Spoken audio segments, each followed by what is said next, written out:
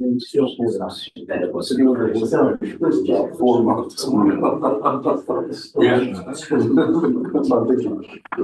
It's about like that.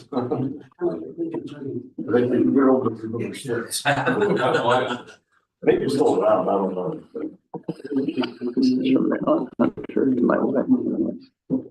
Okay, I'll answer the question. No, great.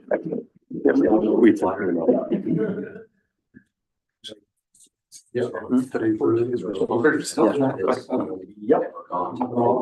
You gave them that too, right? Yeah, yeah, good.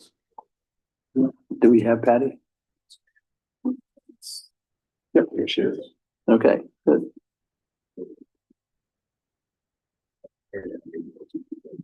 Okay. I'd like to call the Topsham Planning Board to order. And Patty, could you please take the roll?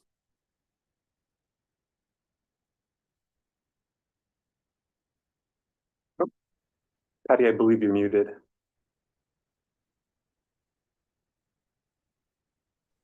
All right, here we go. Dawn Span, Present. Carrie Bickford, Ronald Bisson, Present. Larry Brand, Present. Tim Dunham, Present. Scott Libby, Present. and Andrew Munsey. Present. All present except for Carrie Bickford. Patty. No, I'm here. Yes, Carrie's here. I'm here. Thank you, then everyone's here. Okay, well, we have a full board. Excellent. Thank you. All right, so the minutes, approval of the minutes for the December 12th, 2024 meeting. Do we have a motion or any comments before we get into the motion? Motion to approve the fourth draft. All right, Tim's got a motion. Do we have a second? Larry or Ron got it. Ron seconded it, Patty? Thank All right. you. And Tim made the motion. So any discussion? Seeing none, all in favor, all opposed, and one abstention. All right. Excellent. All right. The remainder of the meeting, Scott is going to run. I'm going to recuse myself. There's a sketch plan and consideration of subdivision site inventory for Union. So, Scott, you have it.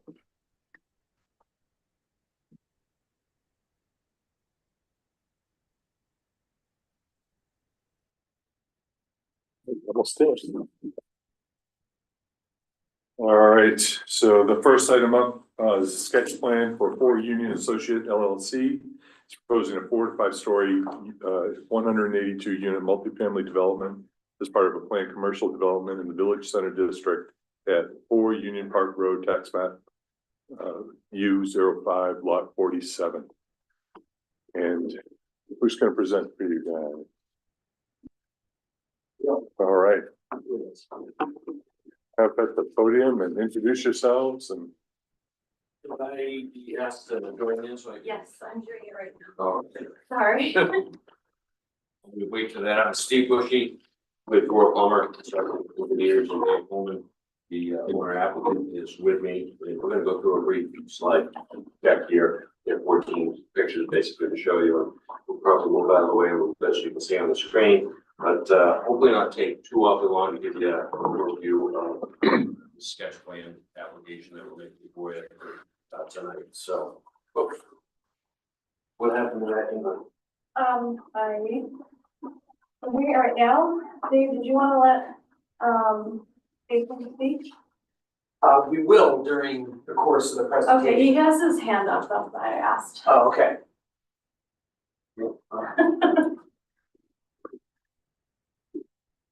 You can start maybe by introducing ourselves, just for anyone that isn't already familiar. But I'm Dave Pullman. I'm one of the developers of the project.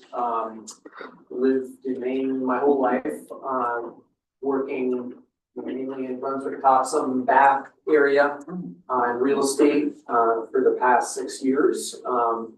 And it started out doing historic rehab of existing buildings, and it started doing new construction in partnership with my best friend from Carleton College, Jason Ward, who's one of the other developers.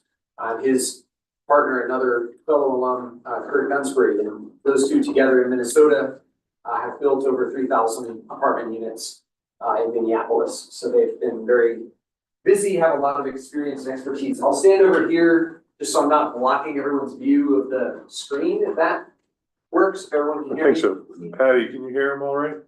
I can be very loud, so I'll speak up. You can pull it out of the thing too. Yes, Oh, I okay. do. You can, okay. Have a little concert. Okay, it's better.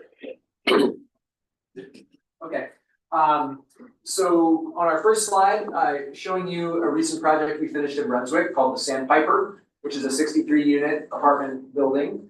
And the first picture there is a scene of the Sandpiper.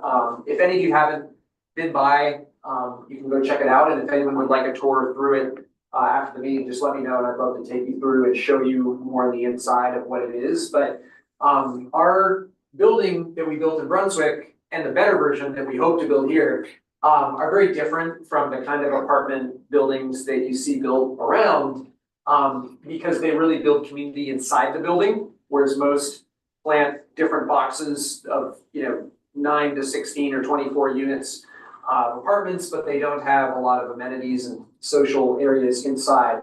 Ours do. So in the middle slide is our gym and fitness center, and part of that has a yoga and stretching room, a sauna, and residents use it every day, often in lieu of their own fitness subscription or something like that. And then the final slide is our Sky Lounge, which is up on the 4th floor. It's kind of like a little study gathering space, and adjacent to it outside is our roof deck. We have a little fire pit on the roof with a gas fire and a movie screen seating out there for people to relax.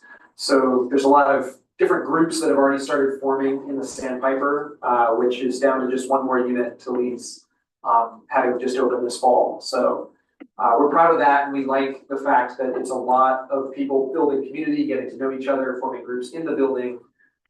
Something really important for, I think, the community of Topsham to understand about that building there and what I think would very likely happen here, because we're building a very similar unit mix, which focuses on studio 1 and 2 bedroom apartments. We really don't do larger format apartments for large families. And as a consequence, in the 63 units of the Sandpiper building, we have 3 children, only one of whom is in the schools. The other 2 are infants. Larger families like larger houses, and these are not large. The floor plans range from 500 to 1,100 square feet in the Sandpiper. So it's really great for retirees. Active seniors, I would say, is our biggest demographic, where our average age might be 65 in this building, and we're not trying to do that. There's no incentive or requirement that people be on the older side to live there, but with underground parking, people find it really convenient to not have to get snow and ice off their car and that kind of thing. The gym, the amenities, the elevator, so it's single floor living, there's no steps involved getting in and out. That's been a reason why there's so many seniors living there. We have a lot of remote workers, people who've either come to Maine for family or for lifestyle, or who were already here, and quite a few young professionals from the town, teachers, folks like that, because our rents are really targeting middle class renters. They'll be right around the low 2000s, upper teens, for the average 1 bedroom apartment in a building like this. So that's sort of the demographic we're going for. It's not really ideally suited for kids. We don't have a big playground designed in the plan, which my 2 kids are a little bummed about. Maybe we can do something later, but it really will be for people who already live in Topsham and who want to live in Topsham by and large. So we can go to the next slide there.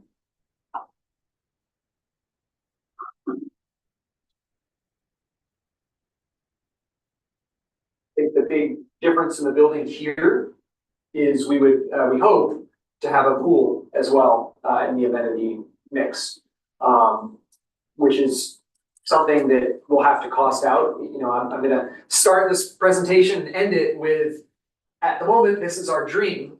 With rates in the 7s and construction costs very high, and we have to see if we're gonna be allowed to build it before we can go and price it with contractors.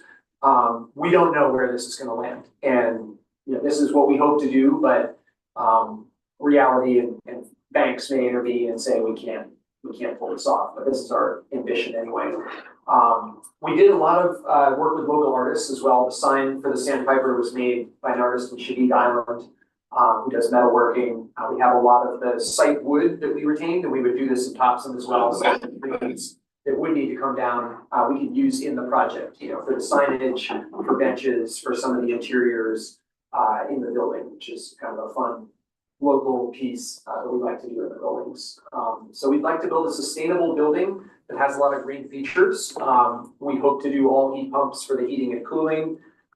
We'd like to explore that with water. We weren't able to do that in Brunswick, but with a bigger building and more economies of scale, that might be possible. In Brunswick, we're able to put solar on the roof. We hope to do that here as well, but again, that's, you know, for once we get the pricing figured out. We do a lot of outdoor space, you know, which especially in the pandemic, people realized was really key to, you know, mental and physical well-being. That if you're trapped inside and you can't do more than open a tiny double hung window, it's not as nice as if you have a big balcony to go out and, you know, drink your coffee in the mornings and stuff. And people have decorated them very, in very creative ways. We should probably have a decorating contest in the future here, but we do big energy efficient windows, and the bigger they are, actually, the better they retain the heat. Extra insulation, what's called continuous insulation all the way around, so much better, certainly in my house. Energy Star appliances, low flow, you know, water fixtures to make a smaller impact in the water, sewer, and infrastructure that would otherwise be the case. And, you know, what we really see as happening here, and we'll show this in the later slides, is, you know, this is housing that might have clear cut 100 acres in Topsham to build single family homes or duplexes, you know, and I looked at a project doing that very thing in Freeport. You know, so this is something where it's a parking lot. You know, it's not being highly utilized. You know, we own the office building there already. There's 7 to 10 cars there a day. A lot of people use it for remote work or sporadically, that kind of thing. And we see it as a great way to try to align visions with Topsham, where you want your density and your population where the services and the infrastructure are, not sprawling out into the farms and fields and forest areas. So by being right near Mount Ararat High School, right near the Topsham Fair Mall, right near 295, the town hall, all the services and businesses in Topsham, we're hoping this can really add not just to the tax base, but to the life of the town, for the people that are there and for the businesses around it. So we can go to the next slide, and I think I pass over to Steve Bushy, our engineer. Thank you. Again, for the record, Steve Bushy, Grohl Palmer Consulting Engineers down in South Portland. Grohl Palmer's done projects here in the past, both at Mount Ararat, the Market Basket here recently in the last few years. And I know personally, I worked on 2 projects at the mall site and others here. Done work in southern Maine, Cumberland and York counties now for over 35 years or so. So certainly pleased to be made part of this team and excited to do another project here. So this overview, thank you. This overview slide basically gives you a position of 4 Union Park Road, 3.82 acre piece of property. Dave went over kind of the partnership here of sorts of various people. Jason Lord is also one of the participants here, and he's gonna go over a couple of slides here in a little bit, so I hope we can do that transition smoothly enough at least. So the overview though piece here is trying to give you a sense of positioning off the Union Park Road, looking westerly towards the mall, Crooker obviously. VIP is to the south of this site, and the Volunteers of America property is just kind of to the northeast or so. It's a 3.82 acre parcel, 75 parking spaces out there today. 3-story existing building that will remain, as David had said. Office building, got a number of tenants, and at some point in time tonight, we'll talk a little bit about parking and so forth, but by and large, that existing parking that is out there, 75 spaces, 10 to 15, maybe 18 top cars on any typical routine day. So there's just not much parking demand out of that parking lot. So I think that has certainly focused the owners here on the opportunity to say, gee, we have an underutilized piece of real estate here that would be well suited for what's being proposed. The zoning analysis, we're in the village center district. I know that there's zoning being considered here for changing, and I've got that on the right as the mixed transitional zone. But for the time being, presuming that we're making a application to you folks here in the very near future, would be operating under the village center district. To the right side of this zoning analysis sheet, you can see where we're at. We're not really looking for any waivers or relief per se, other than the parking piece, which we'll talk about in a little bit. But we can abide by all of the various standards here relative to setbacks. Lot density requires, as I understand, or what we're allowed, as I understand, would be 188 units. When we're proposing currently on the plan, 182 units. So we're within the density provisions. Parking, as I said earlier, the existing, we're looking to use the ability for shared parking, given that we have an office building that uses parking during the day, but is gone entirely in the mornings and throughout the night. And why not then share that with the residential land use, which really prioritizes his parking needs overnight. This facility and building will have great accommodations currently as planned for bike storage. We're going to have a ground level or below grade parking, and we'll talk about that a little bit when we get into the floor plans. But the entire idea here is that we have over half of our parking spaces will be basically beneath the building. So it'd be a central garage entrance, and then tenants would be able to park, many of them within the building space. Within those parking areas would be capacity to put bikes. The expectation would be wall-mounted type bike racks, so probably a couple per unit, so all sorts of capacity there.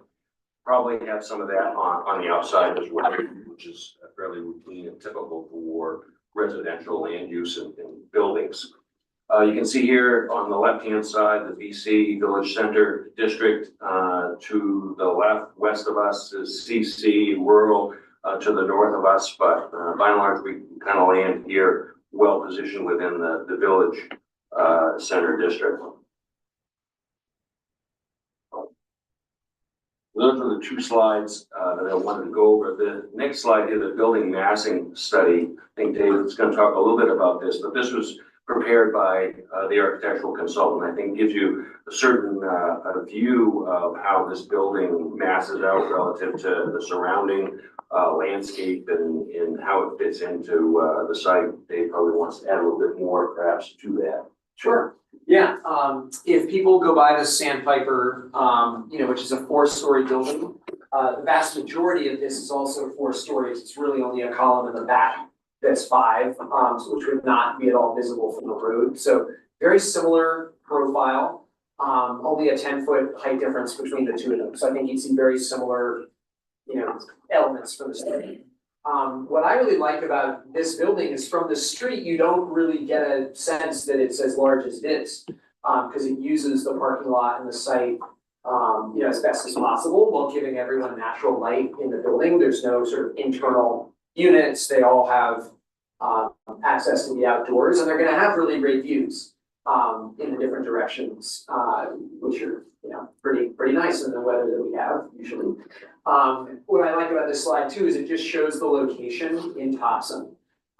And this is a really downtown place. I like that we're not abutting single family housing. It's in character, I would say, with this area, which is where the density, the services, the infrastructure are all clustered in Topsham, which is why, we feel this site is appropriate for the building that we have there. A couple things to add when I was looking at the zoning analysis piece is the building height, and I think this massing study gives you some sense, at least visually, of the building height. But we're looking at a 60-foot building height.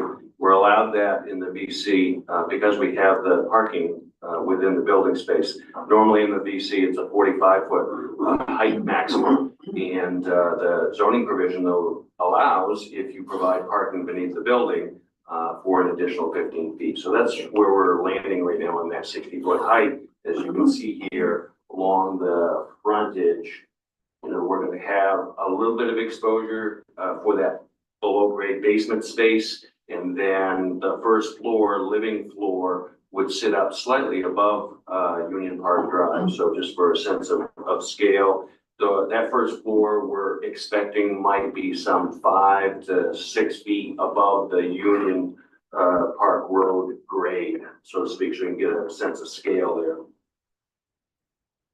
So here's the site plan, and we were hoping that Jason, who's online here, might walk through that. Jason, can you see that image well enough and be able to walk through some of the imagery that we're trying to link to, and then a description of the site plan? Absolutely. Yep. Thank you, Steve. Thanks, Dave. I hope everybody can hear me online here. My name's, for the record, Jason Lord with Lumen Design and Development, and good to see you all with the planning board. Again, I know it's been a long time, but I appreciated all our workshop conversations we've had together the past year as well. And is the audio okay? Can everybody hear me all right? Yep. Great. I'll jump into this slide, and just to follow on what Steve was saying on the street front, you know, really our design philosophy and goal with this massing was to emulate what we did with the Sandpiper. So that first floor, setting it up a very natural 4 or 5 feet above the streetscape so that we have sort of this terraced front porch feel to the building. And really a lot of the massing follows the terrain, the topography, and the granite below. So I'll cover that more as we get to further slides, but we could always pop back to that previous massing slide if there's any questions as well. On the site plan, what we really wanted to do is take some of those successful elements that we've done on the Sandpiper and that I've done with our development partner, Kurt Gunsbury, on other projects in a different state, and really sort of build this site into a mixed use, very naturalistic project where both the commercial office space and the residential is really nested in and rooted in nature around it and natural treatment with stormwater and paths and trails. So this is very much a working concept, but we could kind of go through some of the elements. You'll see one of the challenges is where we're putting the parking and how do we preserve greenery and vegetation. And then how do we replant vegetation where we need to? So we're still working through this area, particularly the western side of the site. You know, our goal is to do whatever we can to preserve or identify mature trees in particular and try to nestle some of these parking bays around it so that we can still get screening in and blend the site to those areas. But we really wanted to have a grand entry sequence and really have clear wayfinding as you get into the site. So that's why we really focused on a clear spot into the parking, into the office space as well. And then an entrance with a porte cochere, which is really just a covered awning that will be in the middle of the project. And we went back and forth with where to place the common areas. And we really like the common areas and main entry to the building at the center, because then it can kind of create a hub and access through the building. And so the building can be a bit porous and feel much smaller through material and color changes. So, you know, our goal would be to have like a pocket park and terrace landscaping with this covered entry. You'll see a picture of a project we just did last year. This scale is much larger than what we do at this for this covered entry, but the concept would be the same. It really relates to safety and easy accessibility, where for both pedestrians and if you're dropping somebody off or picking up, you have a covered spot to do. We did a covered stairs at the Sandpiper, reaching out to sort of frame the entry, and this would be taking that concept and sort of leveling it up one more to where there would be some vehicular kind of curve off under that entry.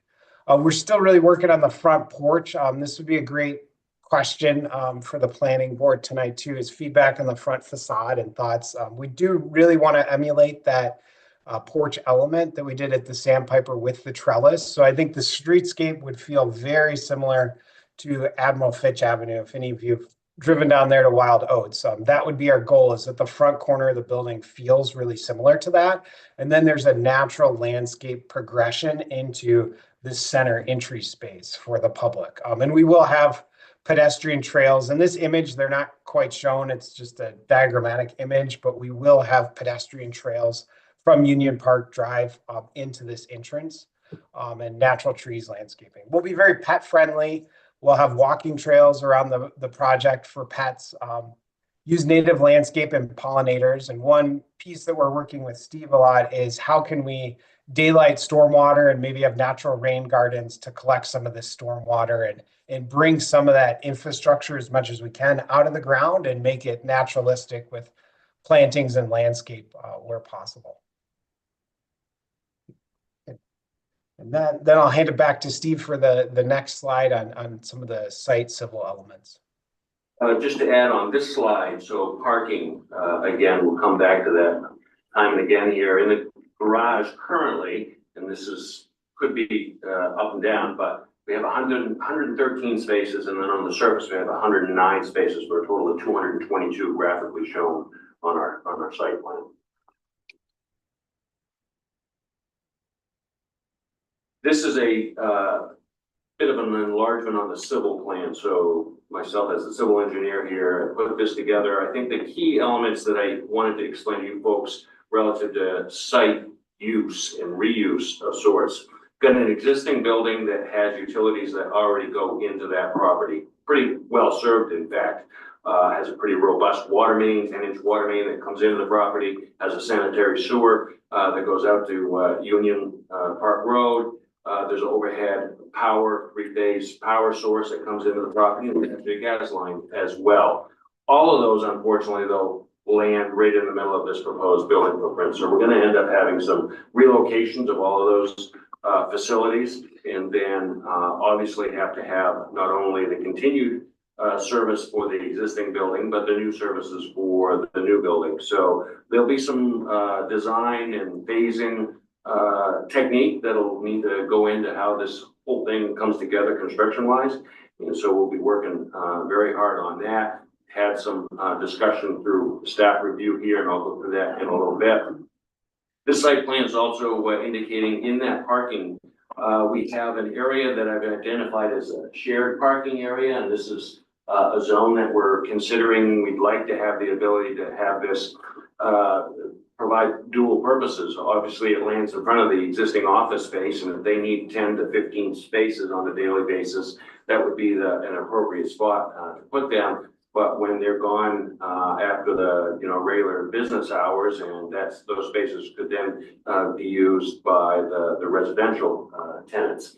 We also have parking, as you can see, in the back of the building. So today there is no access out behind the existing building. The project proposal here contemplates a new access piece to get out behind that existing building. It also serve for the ability to circumnavigate around the site and provide access, because we're considering that there would be access here at the rear of the building for loading and unloading for residential tenants, access through the elevator. Besides having the main entry access that Jason talked about here, we'd also have access in the back, which provides itself and lends itself to have access to the basement parking space, but also have access, obviously, to the residential, and that would be convenient for people loading and unloading, people moving in, departing, what have you, and then just daily access. But that lends itself to the ability to have a circular access route for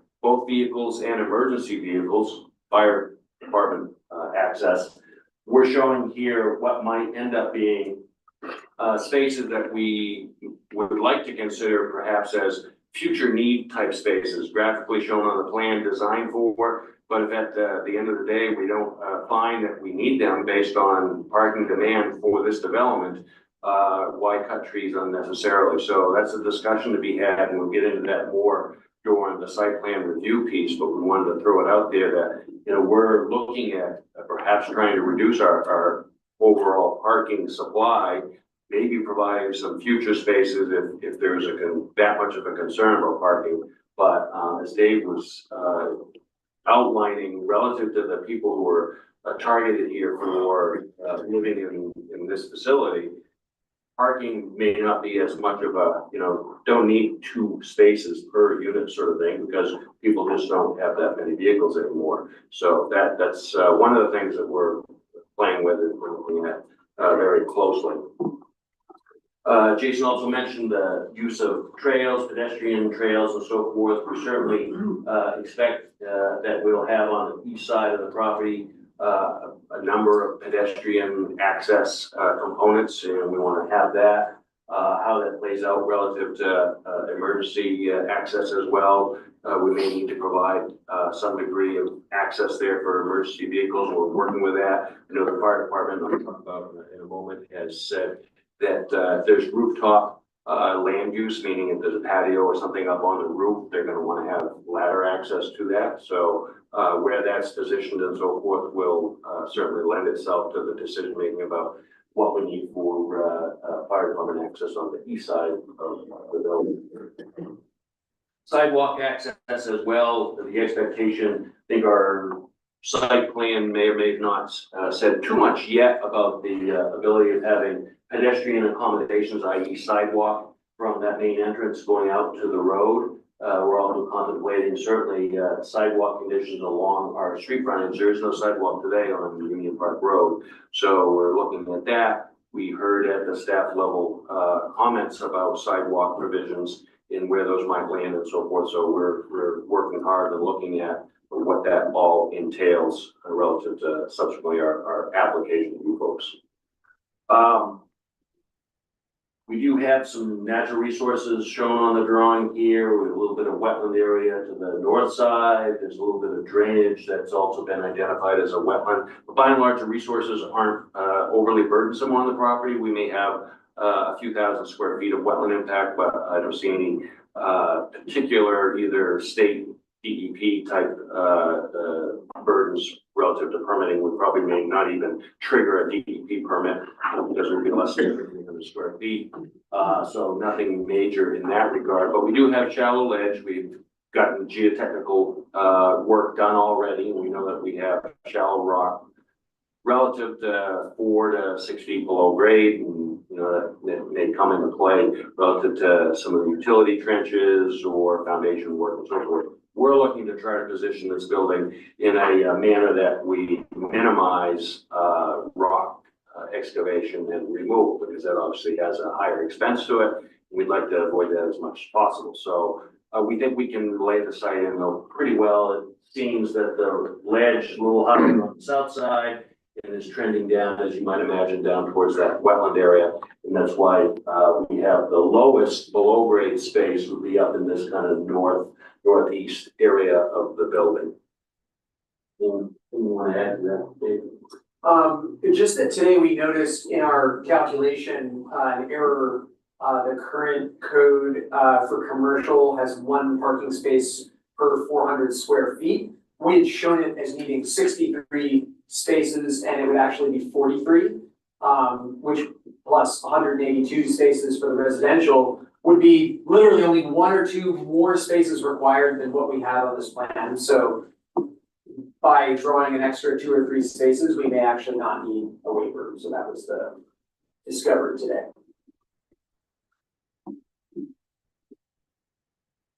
I think, Jason, you're going to go through the NFPA study and some building elevation pieces.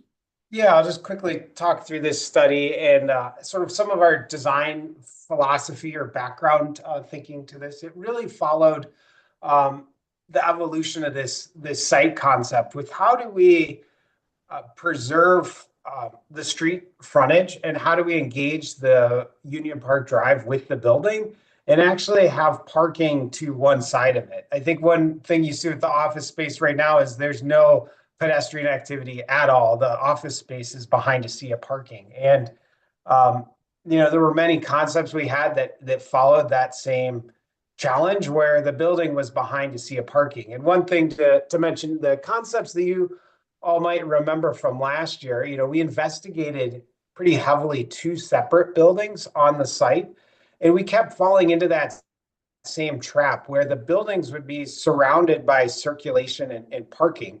That was a big challenge for us because then it's housing surrounded by asphalt. So we really wanted to to focus on preserving as much of the facade as we could to natural elements while providing necessary fire access to the building.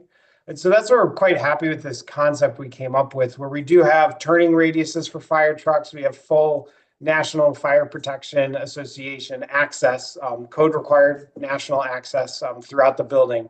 But we're able to preserve over half of the facade to have natural trails, and including the most important facade, I think, which is towards Union Park Road, to have that without parking or circulation in front of that, so that we can really do a natural streetscape, natural porches on the building and terrace to it. So this is just a diagram showing, while we do have the circulation, it is needed for fire access and hose pull links to the building. And it accomplishes wayfinding and the necessary parking for the office building. To that massing piece, the next slide, if you could click to that, Steve, we have sort of a third or half floor, whatever you'd want to call it, into the building. And how that evolved was we really wanted to set an appropriate height off of Union Park Road, which is about 5 feet where we are right now, similar to the Sandpiper. And then it made the most sense to have that main level flat, just for efficiency, circulation, and have that. And the parking wanted to follow the granite below, or the rock below, and that slopes down on the site. So that kind of gave us this inner space where there is a heavily wooded area of the site that sort of has this intermediate floor to it. And we did a lot of, I think, interesting things to solve programming challenges with that intermediate floor, where we did in that corner create a moving and trash loading area. So all that sort of out of view, sort of hidden in the back corner of the building. It also provides multi-layered access where you can cut through the building for dog walking, walk right to the natural section. We are looking at a fitness zone that's sort of looking out on the sloping lower area. Potentially could have a pool in it, as Dave had mentioned as well. But for any accessible street front or feel, this will really seem like a 4-story building, almost with kind of a walkout basement level in this one Y-shaped wing at the site. And the parking is just sort of slowly ramping down following that bedrock elevation, so that we can put our footings right on the bedrock for efficiency.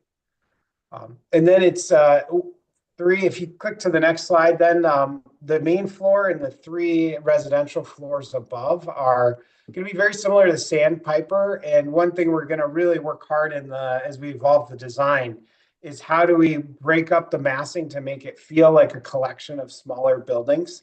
So that's why you'll see we have some outsets and insets there, where we did that with the roof line, where different pitches on the shed dormers at the Sandpiper, and we do similar, and then a color recess as we pulled in some of the sides of the building. And I think we'd amplify some of those design moves here, so that this building will really feel like 3 or 4 different buildings, and it'd be hard to realize it's one connected building.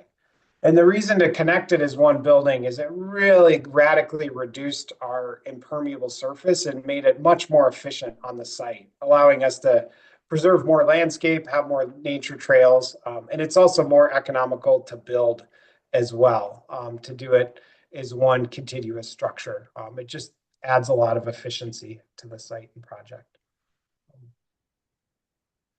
And with that, I'll hand it back. Steve has a couple of the code sections, but I'll be here for any questions as they may arrive.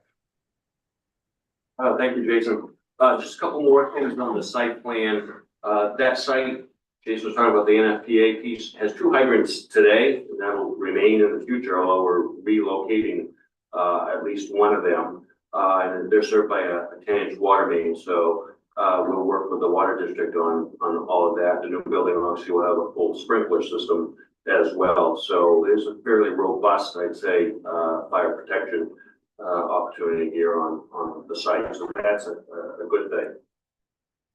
The applicable code sections, as we go through our permitting process, and what you folks will see, and I'm sure you're accustomed to all of these different pieces, the zoning 225 of your zoning code, chapter 175 of site plan, subdivision of land, you have a multi-family dwelling section in the code that we'll have to go through, provide all the critical evidence to compliance with all of the pieces to that.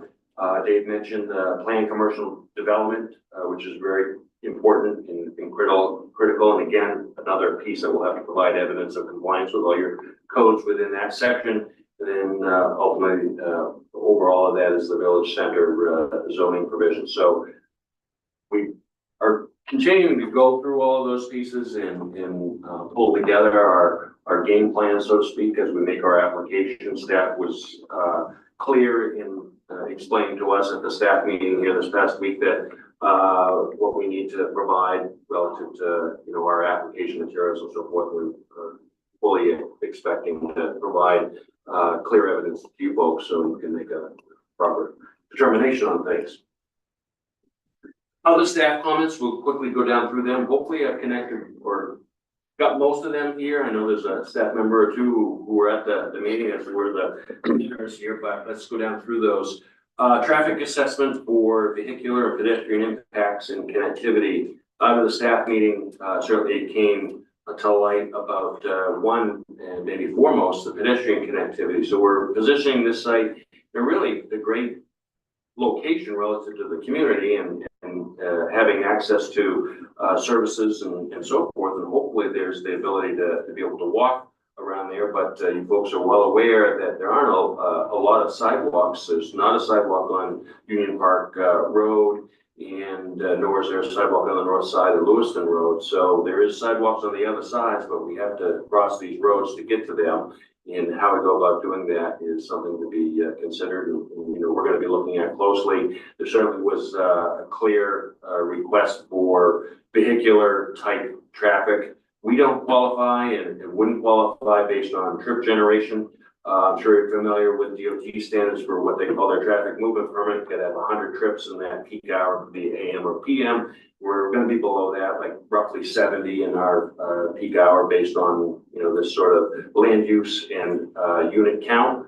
But nonetheless, I think locally you're going to want to see some study of that and assessment of that, certainly on the nearest intersections. We talked a little bit about that at the staff meeting. I think we have to get some clarity about how far out we need to look at intersections and so forth. You know, we obviously have the two intersections of Union Park Road with Main Street, Lewiston Road, and so forth. So we'll be picking up that as part of the application materials.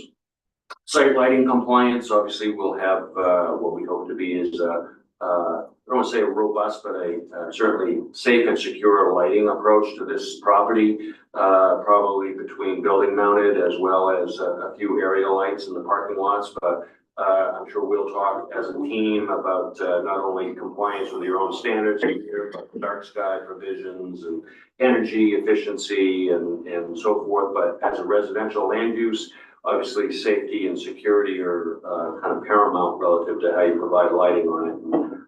So we'll be providing all sorts of good evidence on all of that.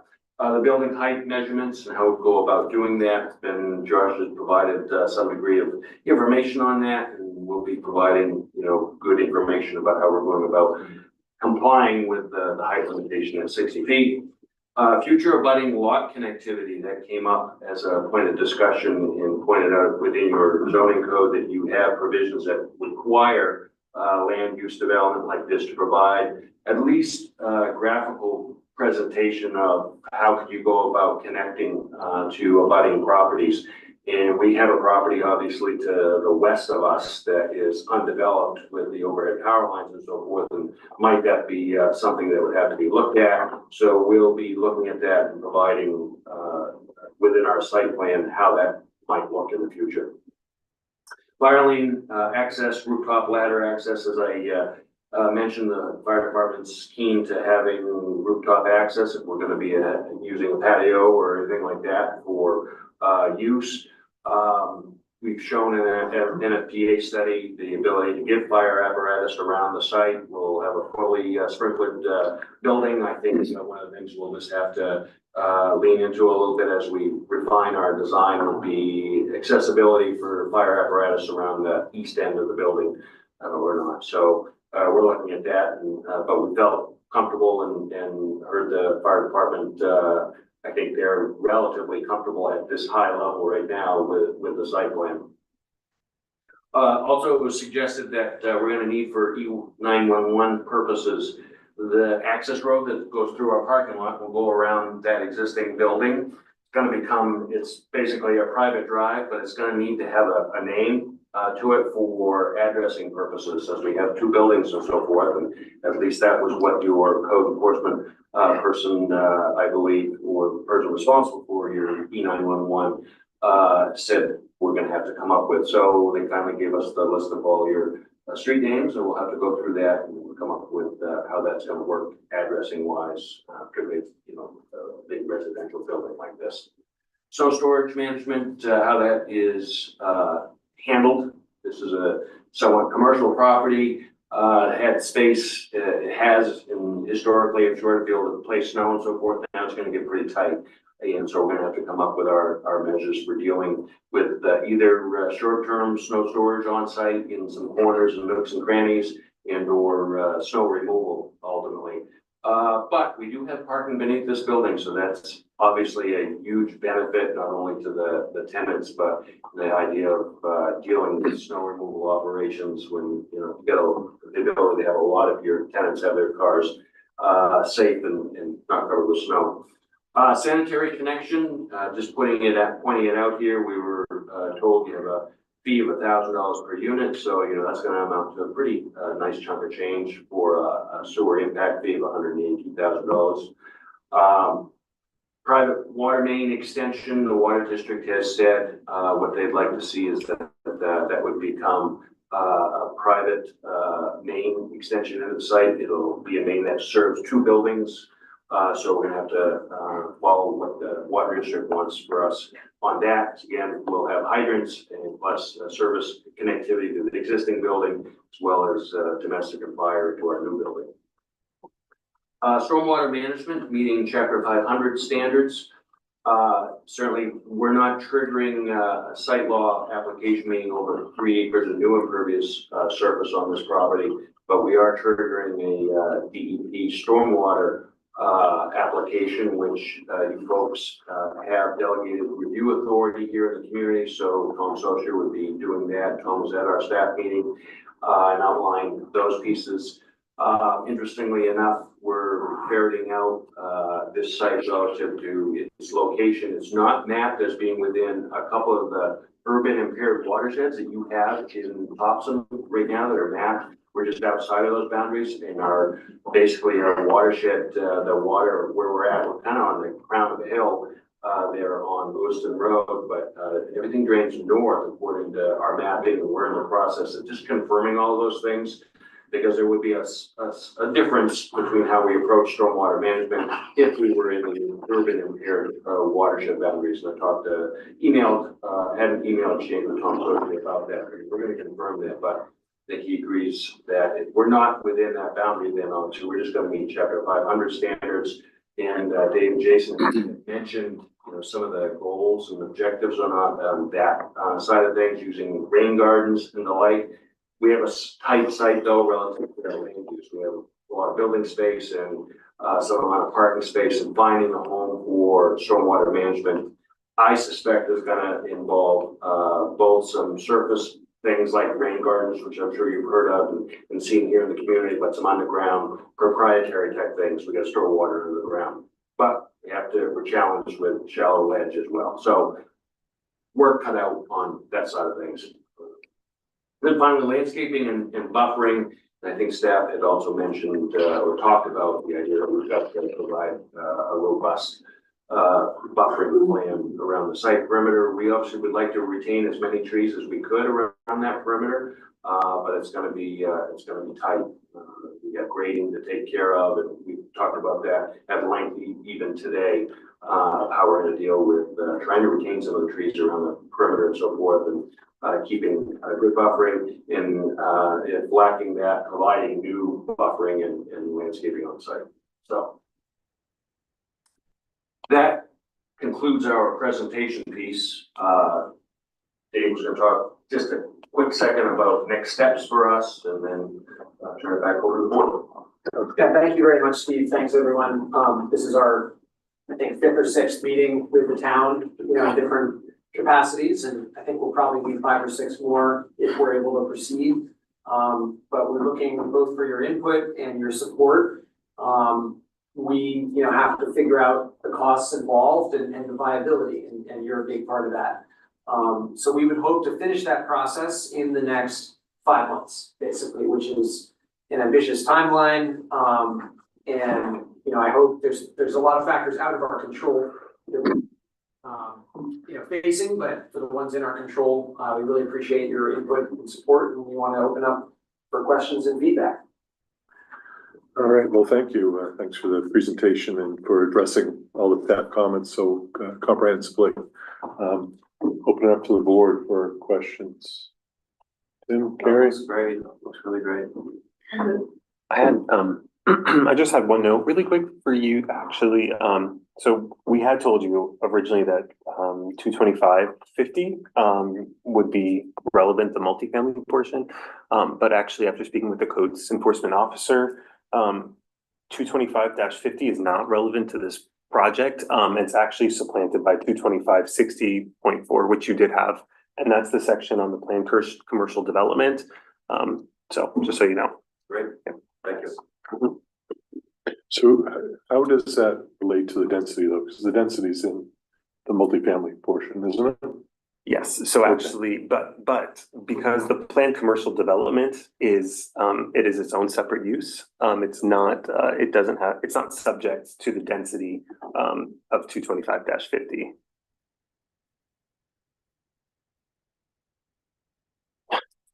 Okay.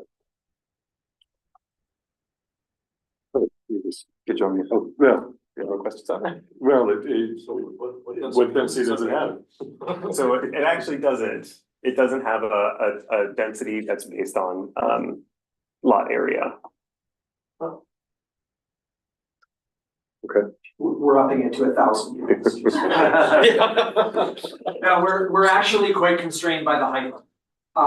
If the town were ever to increase the height limit, we could provide more housing, but for now, I mean, we can't even get to the limit we thought we had at 188, just because of parking and height.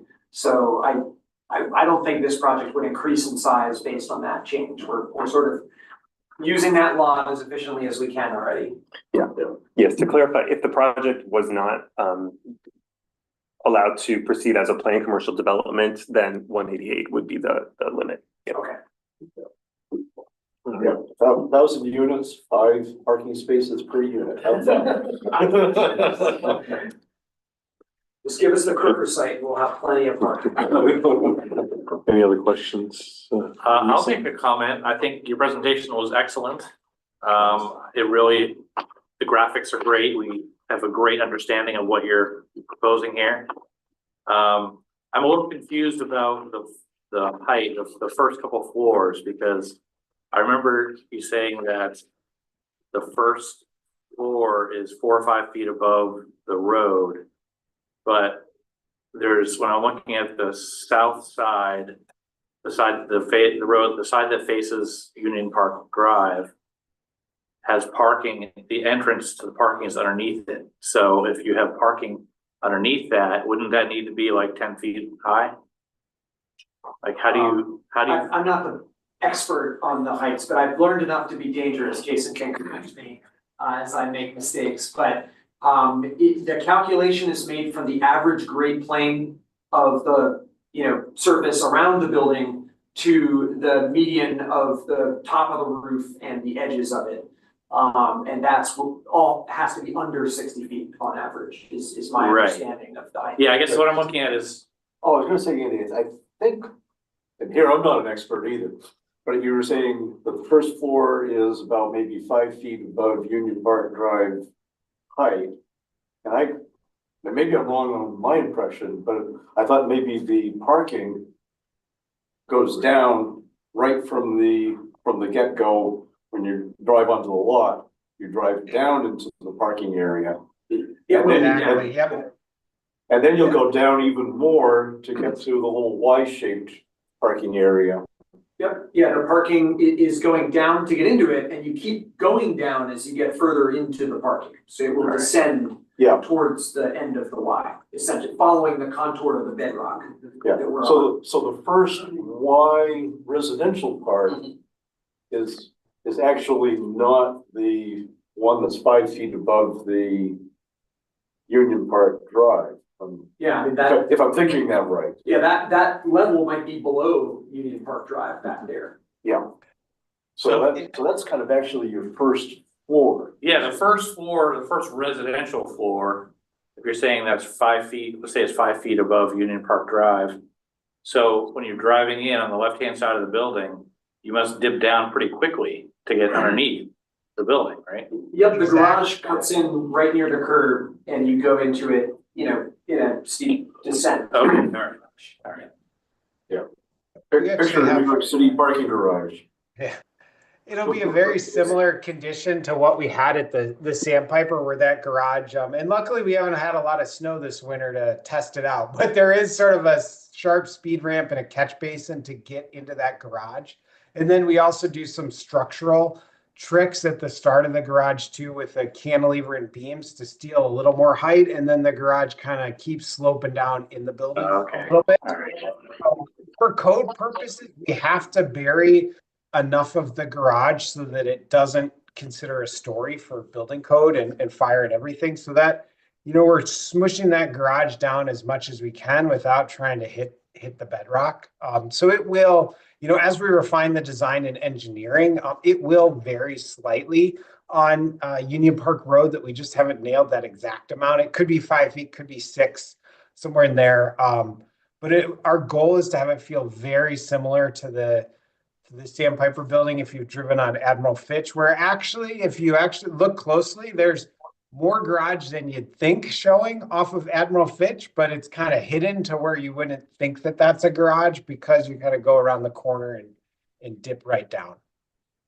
Okay. Yeah, my only other comment is that it's really dense. I mean, this entire site, you're using like every square foot available on this site, which is gonna be kind of a shock when it's first built, I think. But I like the location and I think it's a good long term. Oh, thanks. Yeah, we agree. I mean, it's not a typical building for this area in Maine. It is a typical building for downtowns and urban areas, you know, across the country. And what we've seen is a lot of empty nesters and people kind of downsizing.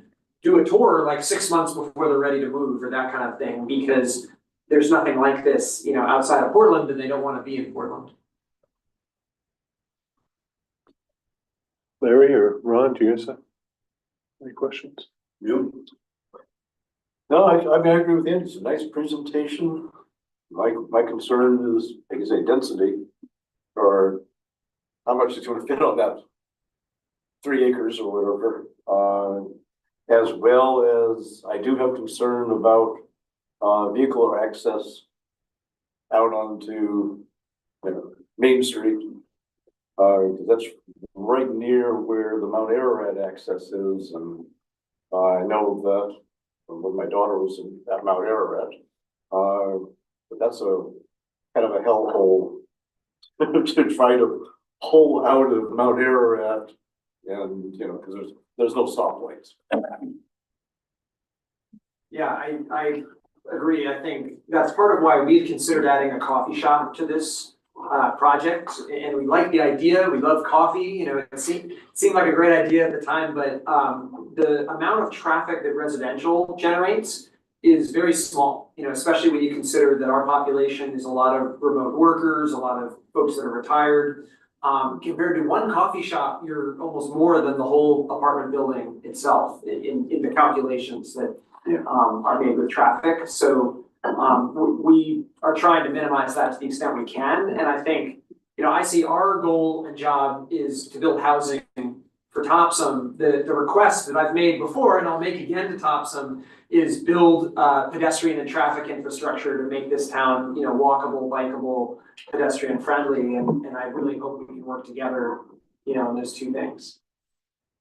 And on that note, 2 things. One is the the wetlands and then the possibility of any kind of problems that may arise with underground parking garage.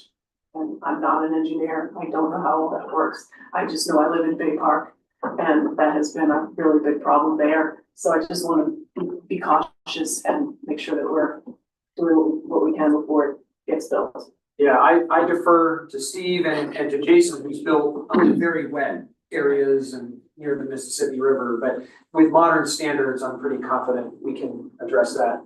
No, I appreciate that comment so much, because we do have to think about what's that site look like and how does that lower level, what's it look like when we get a massive rainstorm, which we are seemingly getting more and more often now, and how does that land where I don't want to have water in the building either, so I have to look at that closely all the time nowadays. So there's that, and then you mentioned trails behind there possibly. I mean, I know it's not a huge lot, I'm pretty familiar with where it is, but I didn't know about connectivity or anything as far as walking, biking, or behind there. I'm not familiar if there's, I don't think there's anything that exists right now. Well, I don't know how formal it is, but there is a pretty distinct trail that goes from that little kind of dirt parking lot across from the Mount Ararat entrance to the like power substation. Yeah, that's the trail riders, I think they have. Yep, and it crosses the neighboring lot and kind of goes into Crooker, and I was just curious what that might look like, or if you're just gonna put trails behind there and they yeah, don't go to anywhere. yeah, it's a great question. Just back and forth. What we, want to do and commit to are trails around our site on our land that we control. We will connect with the neighbors and try to get connectivity with them, but we can't promise that because they haven't seen it. Yeah, I think in some of the original meetings, you guys were talking about somehow connecting, whether it be with the town or whatnot, through over towards the high school and using those. I think the other thing, we've mentioned it already a couple of times, you talked about it a bit, it's in the staff comments quite a bit, and that is the traffic. I know, we're saying, I think you said 70 peak trips. Both those intersections, as Larry was saying, the one on Main Street is really difficult. All your traffic is A left turn. yeah, all your traffic coming out of there, if they're going west, they're going to Lewiston Street, whatever we're calling it, 196. Everywhere else is gotta go to Main Street unless they're turning around on Hamilton Place or something. So, that's, even if you get 70 an hour, they're backing up. Because, the high school backs up all the way to the parking lot when they're leaving at about the same time. So, really looking forward to seeing the traffic study. I saw Dennis's comment, I'm sure you saw it too. It's kind of it would be a great thing if there could be access to the Hamilton Place light out in front of Irving. I know it's a pipe dream, but maybe there's a way to consider that somehow, because that really would alleviate a lot of the issues. But that's something for the town to discuss too with you. That lot is for sale. If the Yeah, it's town- been for sale the forever. town wishes. Well, I have one more thought, and I don't know if anybody's mentioned it before, but we used to have an on-ramp way down. I love that. I mean, I'm just saying, if there's people, if that traffic study leads you to an issue of where do we go, or how can we reroute or whatever. I think that's a DOT issue though, because it's too close to the other exit. I think the proximity is the issue. Yeah, one thing that I like about our site is that if people are leaving, I would guess 2 out of 3 of them are gonna wanna get to 295 or get to the Topsham Fair Mall. And both of those are a right turn out of our building and a right turn onto 196. Neither of which should create much of a challenge, traffic wise.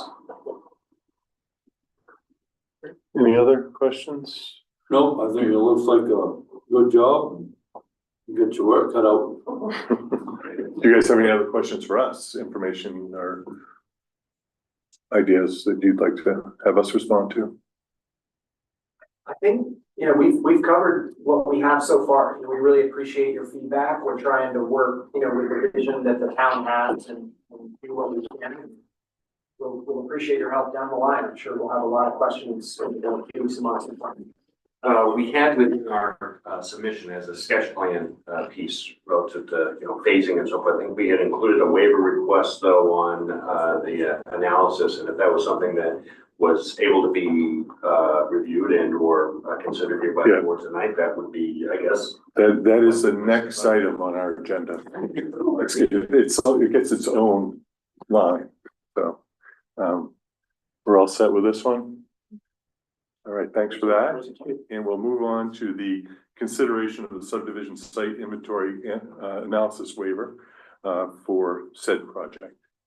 Do you want to discuss or present your request? So we've made a very straightforward, simple request about that relative to the size of the site and the extent of this development.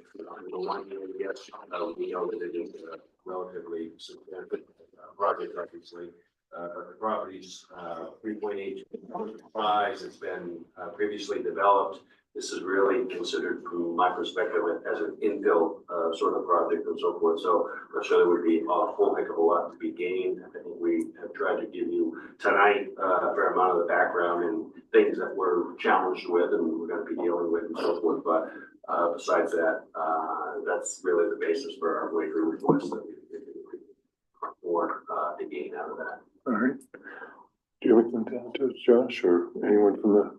If anybody wants to ask about that, I don't know. Any questions? Comments? I suppose I'd be remiss to say is that if we grant the waiver, do we lose the tree inventory?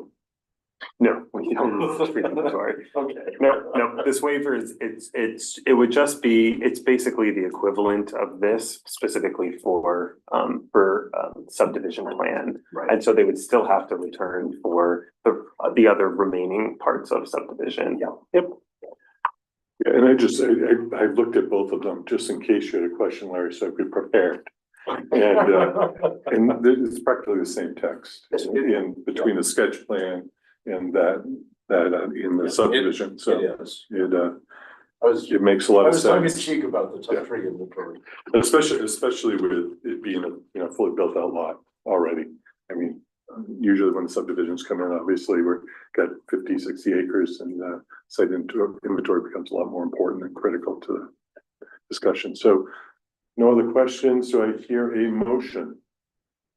I move the requested full waiver from the pre-application site inventory and analysis process as requested by the applicant in a letter to the Director of Planning dated December 19, 2024, and outlined in section 191-2.2b, paren 3 M paren, pre-application procedures for major subdivisions be approved in accordance with the staff memo dated January 9, 2025. Second. So it's been moved and seconded. Any discussion? All in favor? Opposed? Show unanimous. All right, thank you. And do you mind if I close it up, or did you want to come up here? Tell Patty who seconded in case she doesn't. Okay, Patty, you know who seconded it? Tim seconded it. Thank you, Larry made I the got motion. it. All right, all right. I'll entertain a motion. So Moved and seconded. All in favor? All right,